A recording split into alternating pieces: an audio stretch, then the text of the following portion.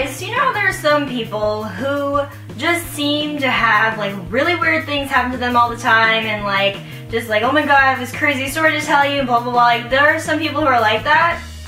I am not one of those people. But for some reason, the past 2 weeks, I just had these strange sort of encounters happen, and I figured I would share them with you guys. A lot of you know that I'm very introverted, I'm very asocial. I don't like to talk to people unless I absolutely have to. I mean, normally I wouldn't say that I'm very approachable. I usually have earbuds in if I'm out, I have sunglasses on, I'm not making eye contact, I'm very clearly like in my own world and would prefer that it remained that way. But these two things, I seriously, like, I don't even understand. Like, what is happening here? So if you guys follow me on Twitter, you kind of already know what happened, at least with the first one. And the second one, I gave you guys enough information that you guys were like, wait, what the hell, Katie? So I'm going to tell you a little bit more about what happened. The first story, to be honest, is very tame compared to the second one.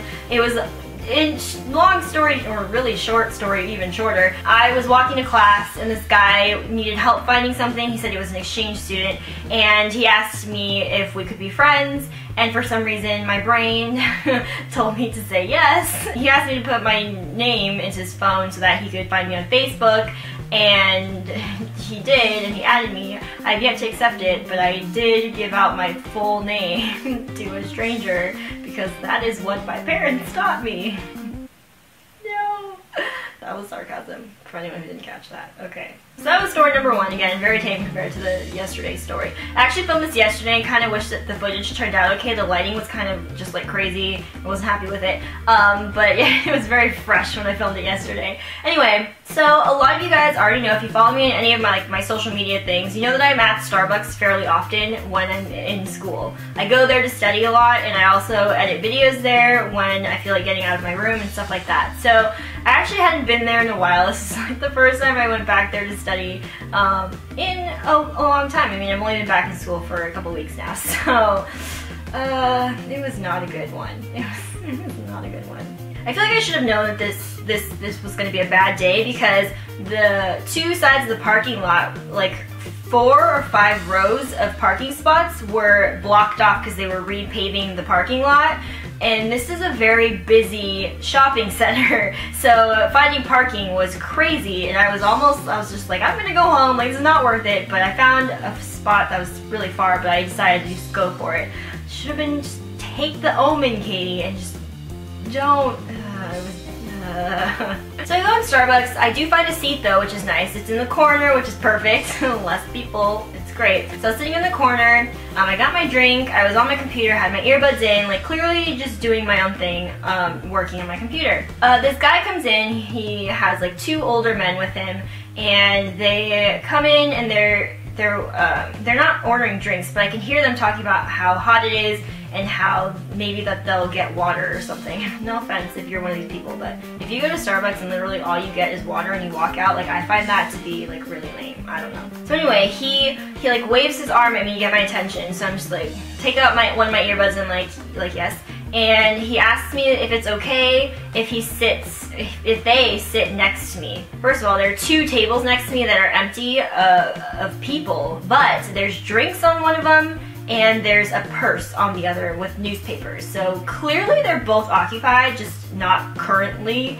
And I was just like, I don't think so. Like, that's probably not the best idea, because clearly people are sitting there. So then one of the older men goes like, oh no, there's a purse there, I don't think we should sit there. And so they just kind of stand there and talk, and I go back to my work and I'm on my computer, and then I can see out the corner of my eye the guy hugs like the 2 older men, and they leave, and he kind of sticks around. So he like waves his arm at me again. He's like, for the love of God, what do you want? He's like, do you mind if I sit here? So keep in mind, okay, these are very small tables. It's like a small round table, and I have my computer, and it takes up like more than half the table, and I have my drink and whatever stuff, and just like I guess, I mean, you can sit there and hopefully not bother me at all. I was just like, yeah, sure. So he sits there. I was really hoping he wouldn't try to talk to me, because clearly I'm giving off the vibe of not wanting to speak to you. I'm on my computer doing something. So then he asks me, he goes, oh, do you go to blah blah blah, the name of one of the high schools in the area. And I'm like, oh no, I'm in college. And he goes, you're in college? And I'm like, yes, I'm in college. I literally just said that 2 seconds ago. And so then he goes, oh, like you look like you're a biology student. And I was just like no, no, that's wrong. No. He goes, oh, so what are you studying? I'm like, psychology. And clearly I'm not being very active in this conversation. Take some cues, man. He goes, oh, so that means you're more of a feeler. I actually think I was just like what? And then he goes, like more of a feeler than a thinker. And I was just like, no, that is wrong, yet again. And he goes, no, that's not what I mean. Okay, what do you mean? And he goes, like, psychology is more about like people and feelings, and whereas like thinking is more like engineering and like all that kind of stuff. I'm like, well, yeah, okay, I guess in that sense I am more of a feeler. Like, yes, psychology is about people. I think we all know that. Like, thank you for that very random, dumb information. So then he asks me, like, he says, are you introverted? You seem like you are. And I was like, yes. See, here's the thing, when you ask someone if they're introverted and they say yes, you probably shouldn't continue to talk to them, because you know what an introvert's worst nightmare is? Small talk. What are we doing right now, mister? Small talk. Like, no, stop. Just stop. So then he, for some reason, can't get over the fact that I'm not in high school. He keeps telling me that I look very high school. I'm like, well, first of all, for any of you who don't know, telling someone that they look like they're in high school when they're not is not a compliment. We don't like it. It's not nice. It's not flattering. Unless you're like 40, well then yeah, sure, you must look great for your age, but I'm 22. I don't want to look like I'm 15. Like, that's not great. But I gave him the whole generic, oh yeah, I get that all the time, like I have a young face, I know. And he goes, no, that's not what I mean. Just like, what do you mean? So he goes, well, I had my sunglasses on my head and I had a flannel like on my lap because I was wearing flannel the day it was hot. Anyway, so he goes, well, like the glasses and you have a flannel and your nails are different colors. So I wear sunglasses, I have a flannel, and my nails are different colors. So that means I'm in high school? What? I don't even remember how I reacted. I think I was just like, oh, like, okay, sure, dude, like, whatever you say. Like, you clearly know your fashion. I'm just kind of like, oh, like, okay, that's cool. I haven't been in high school for over 4 years now, but, you know, okay. So he asks me where I'm going to school, and I tell him, and then he goes, oh, like, so what area of the city do you like the best? Because there's a lot you can do here. And so I was just like, oh, I don't know, I'm not really someone who likes to explore that much stuff. And he's like, well, where would you recommend? So I like gave him a couple recommendations. And then he goes, okay, like I'm from NorCal, I'm from Berkeley, and I'm just here for like a week or so. And I was like, okay, like that's cool. I really don't care. And then he says, yeah, but I grew up down the street, like isn't that weird? It's like, wait a second. If you grew up down the street, why are you asking me for recommendations about what to do here? Like, you grew up here. I did not grow up here. I've only been here for a few years. Like, clearly you know more about this place than I do. Like, I just don't, like, what? Ugh. So this starts the whole like SoCal, NorCal conversation, which I really don't care to have. Like, everybody knows about the stereotypes of NorCal and SoCal. Like, can we move on to something a little bit more creative? Or better, let's not speak anymore. So he goes, yeah, like, you look very SoCal. Like, were you born here or whatever? And I was like, yeah, I'm born and raised in SoCal. Like, I love it here. And then I was like, yeah, I don't really plan on leaving. He's like, you're never gonna leave? I was like, I didn't say like I would never leave. I'm not like ball and chain here. I'm just like, can you like relax, mister? So he tells me I look very SoCal, and I'm just like, you need to really stop commenting on what I look like. And he tells me, he's like, yeah, like the makeup and the hair. And I was just like, pretty sure people in NorCal have hair and they wear makeup, but okay. He goes, yeah, like if you were in NorCal, people would be like, yeah, she's wearing too much makeup. He goes, yeah, like if I was in a cafe in NorCal, like I couldn't talk to you because you look like you're from out of town. I was like, what are you even saying right now? Like, we're not in NorCal, so thank you for, you know, plotting or describing this scenario for me, but I really don't care, because why is this happening to me right now? I was just like, oh yeah, like, okay. So then he goes, so how long does it take you to get ready? So yesterday when this happened, I had my hair like down. Well, I had some pulled up, but most of it was down. So he asked me how long it takes me to get ready, right? And, wait for it. He proceeds to touch my hair. Like, he touched my hair. Like, he full on, like, just, it was down. So pretend it's like right here. He like, just like, I was like, what the hell, dude? Don't touch my hair. I don't know you. Like, no, your hand. I don't know where your hands have been. Like, please do not put them in my hair. Like, oh my, I can't even. I was so stunned. I was like, what the, what? I was like, oh, like, it doesn't take me that long. Like, it's not that big of a deal. Honestly, I don't really care if other people touch my hair. Like, people that I know, even people that I'm acquainted with. But, like, she's a stranger danger. Like, just no. I just need to wash my hair like 5 more times. It's fine.